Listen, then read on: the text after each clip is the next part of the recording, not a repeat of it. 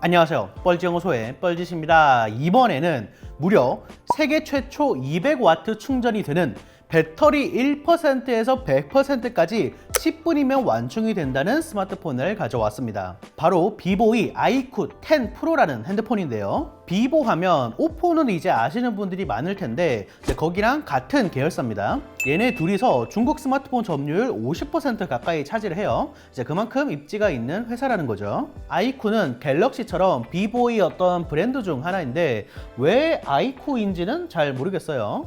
일단 박스부터 보면 얘가 블랙이랑 화이트 색상이 있거든요. 화이트는 BMW랑 콜라보한 버전이더라고요. 더 예쁘길래 화이트로 샀습니다. 박스 디자인도 좀 특이하게 이런 식으로 사선으로 되어 있고요. 반대쪽도 이렇게 되어 있어요. 그래서 박스 디자인은 요 근래 본 스마트폰 브랜드 중에서는 나름 괜찮은 그런 디자인을 가지고 있고, 자 그럼 박스를 열면 뭐야?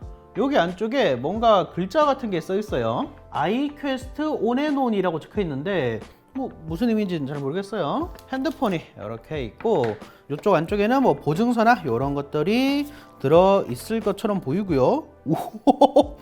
아, 이게 얘네들이 이걸 스폰서 하나 보다. 이게 그 모터 스포츠 같은 게 있잖아요. 그 막 경쟁하고 막 그런 거. 그래서 이런 컬러보 상품 같은 게 나오고 있는 것 같고, 간단한 사용 설명서가 있는데, 야, 제가 지금까지 본 사용 설명서 중에서 가장 작은 설명서입니다. 그리고 안쪽에 이런 기본 케이스까지 제공을 하네요. 재질 자체는 그냥 일반적인 이런 젤리 케이스라고 보시면 될 것 같고, 이쪽에 아이쿠랑 BMW 모터스포츠 라고 적혀 있어요. 안쪽에는 마찬가지로 C2C 케이블이랑 여기 무려 최대 200W를 지원하는 충전기가 있는데 최대 20V의 10A로 200W 고속 충전을 지원합니다.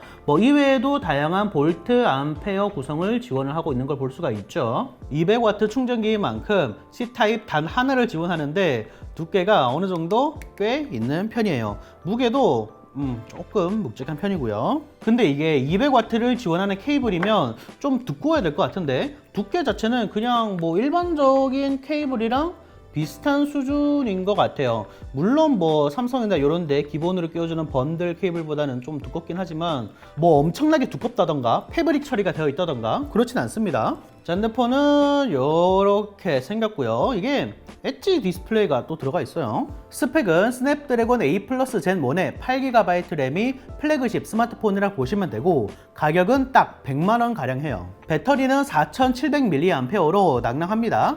S22 플러스보다는 많고 S22 울트라보다는 적어요. 요즘 중국 스마트폰 카메라를 보면 뒤쪽이 워낙 개랄해가지고 이 정도면 괜찮은 것 같기도 하고 아닌 것 같기도 하고 요즘 워낙 이상한 게 많아가지고 이 정도면 양반이라고 생각이 들고요. 보시면 그리고 렌즈가 되게 커요. 이 정도는 거의 처음 봅니다. 그리고 이쪽 안쪽에는 약간 카본 스타일로 되어 있고요. 물론 이제 진짜 카본은 아니에요. 그리고 이쪽을 보면 V1 플러스라고 되어 있는데 이게 MPU와 DSP를 합쳐준 추가 칩이 들어가 있다는 거예요. 이제 이미지 프로세싱에 쓰는 전용 AI 칩을 만들었다고 하는데 사진 촬영이나 보정할 때 쓰는 거라 보시면 됩니다. 이런 것처럼 여러 회사들이 자체 칩을 추가로 넣는 경우가 많아지고 있어요. 구글 픽셀만 해도 비보처럼 이제 MPU와 DSP를 자체 개발했고 샤오미도 서지라는 영상 처리 칩을 탑재하고 있고요. 아무래도 전용 칩은 이제 특정 작업용으로 만든 거니까 처리 속도가 더 빠르겠죠.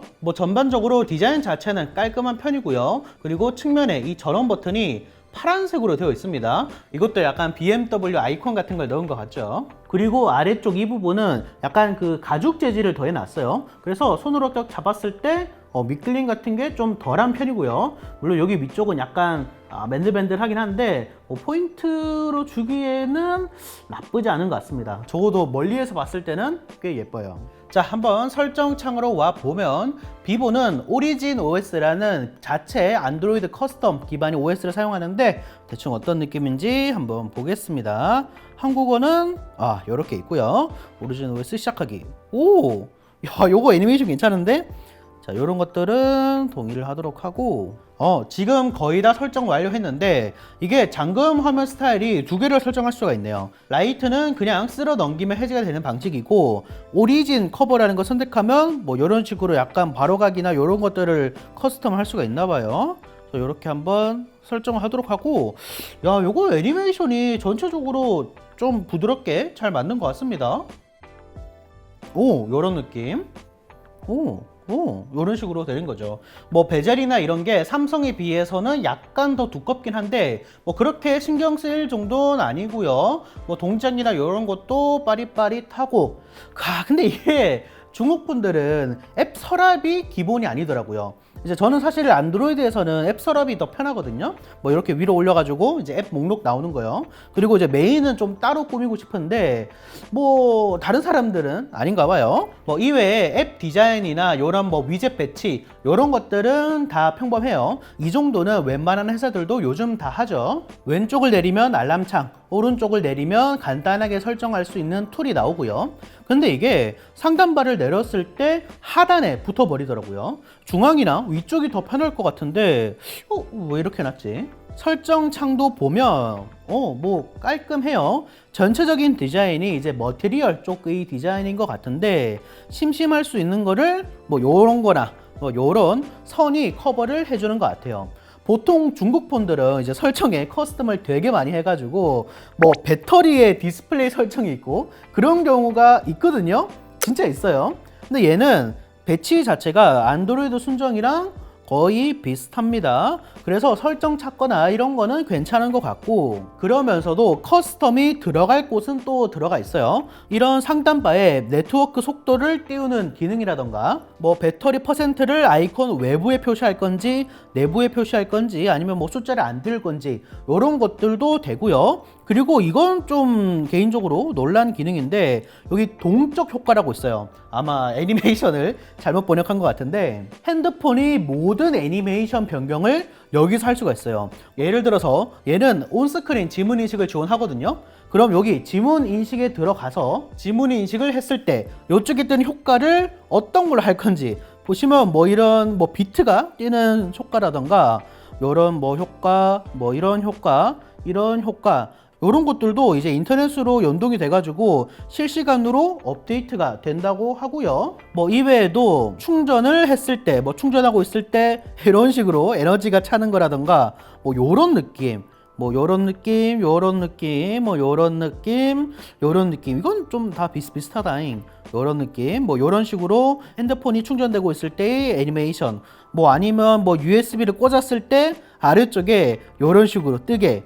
이런 세세한 것까지 다 설정을 할 수가 있습니다. 이 정도는 다른 회사에서도 반영을 할 만한 것 같아요. 그리고 이외에는 이런 기능이 또 있더라고요. 보시면 원격 지원이라고 해가지고 뭐 내용을 보니까 뭐 친구나 가족 핸드폰에 문제가 생겼을 때 쓰라고 하는데 뭐 이런 것도 아이디어가 괜찮은 것 같아요. 뭐 부모님 핸드폰 같은 거 이제 멀리서 받을 때 괜찮을 것 같고 또 뭐 서비스 센터에서 원격으로 간단하게 점검할 때도 가능하겠죠.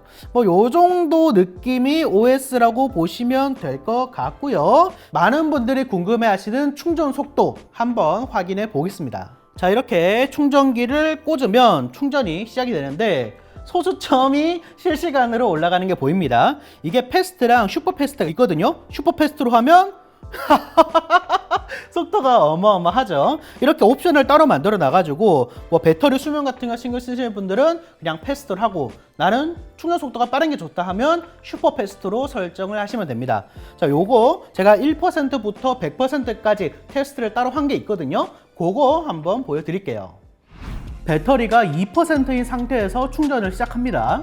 아니 속도가 제가 표시해놨죠. 충전하자마자 140W가 나와요. 대략 4분 정도 되니까 85W로 떨어졌고요. 이때의 배터리는 50%대입니다. 참고로 이거 풀버전은 영상 설명에서 보실 수 있고 98%쯤 충전이 다 될 쯤에야 와트가 내려가네요. 그래서 정리를 하면 이렇게 되는데 저는 실제 200와트를 눈으로 볼 수는 없었지만 140와트 가량의 속도를 장시간 유지를 해줬고요. 특히 보통의 고속 충전 프로토콜들은 배터리 퍼센테이지가 올라가면 올라갈수록 와트를 급격하게 낮추는데 얘는 90% 이후에서도 7, 80와트 가량 충전이 돼요. 특히 140와트 충전 구간이 굉장히 길어서 1에서 50%까지 단 4분이면 됩니다. 90이면 90%가 차고요. 10분 50초쯤에 충전이 완료가 됐어요. 이 정도면 과장 광고 수준은 아닌 것 같아요. 해외 정보를 좀 찾아보니까 극초반에 200와트까지 쓰는 경우가 있긴 하더라고요. 뭔가 온도라던가 이런 조건이 있는 거겠죠. 발열이 좀 있지 않을까 걱정했지만 충전기 온도는 50도 정도, 살짝 높긴 해도 뭐 문제가 되는 수준은 아니고요. 핸드폰 온도도 무난했습니다. 참고로 얘 무선 충전은 50와트까지 지원을 해요. 아니 무슨 무선 충전이, 얘는 더 대단한 게 시작부터 계속 50와트잖아요. 25% 정도 차면 40와트로 내려가거든요. 그 상태로 100%까지 40와트로 무선 충전을 합니다. 그래서 30분 정도면 무선 충전으로 배터리가 다 차요. 이런 충전 속도가 어떻게 가능하냐? 여러분, 보통의 USB PD 충전이 65와트잖아요. 뭐 예를 들어서 100와트 충전이라고 하면 어느 정도 가능할 것 같죠. 얘 배터리 내부 디자인을 보면 세로로 반반으로 나뉘어져 있어요. 각각 최대 100와트씩 들어가서 200와트가 되는 겁니다. 이게 현재 대부분이 초고속 충전되는 비밀이에요. 뭐 이외에도 배터리 자체에도 소재 개선을 많이 했다고 하고요. 근데 이런 거의 문제는 바로 수명이죠. 기본적으로 전압을 밀어 넣는 거기 때문에 수명에 악영향이 있을 수밖에 없거든요. 일단 비보 오피셜로는 1600번 사이클 이후에도 용량이 80% 이상 유지된다고 해요. 아니 근데 반대로 말하면 1600번 충전하면 20%가 날아간다는 거잖아. 그쵸? 좀 많긴 하지만 하루에 충전을 4번씩 하면 1년 후에는 배터리 용량이 80% 정도 남는다는 거죠. 보통 1년 쓰면 한 90% 중반대 남거든요. 이제 그런 면에서는 확실히 많이 다른 감은 있어요. 이런 건 소재의 한계라 보면 되고, 그래핀 배터리 이런 게 나와야 수명을 신경 안 쓸 것 같아요. 사실 이런 초고속 충전은 전 세계적으로 경쟁 중인데 샤오미도 200와트 충전을 21년도 6월에 공개를 했거든요. 오피셜로 밝히기로는 800사이클이 지나면 80% 용량이 남는다고 했으니까 확실히 샤오미보다는 비보가 상용화 수준까지 개선을 시킨 것 같아요. 전 사실 이런 게 좀 부러워요. 얘가 삼성으로 따지면 뭐 갤럭시 S22 울트라 이런 건데 자기 플래그십 라인에 막 수명이 줄어드는 기술을 놓고 자랑하고 있으니까 뭐 실험적인 제품이 점점 없어지는데 그런 면에서 재미를 좀 주는 것 같습니다. 요즘은 심지어 뭐 특정 방에 들어가면 충전이 서서히 된다던가 이런 기술도 이제 점점 상용화가 되고 있는데 아마 우리가 죽기 전에는 충전을 의식적으로 안 해도 될 세상이 오지 않을까 싶기도 하고요. 자, 영상 시청 감사하고요. 그럼 다시 봅시다.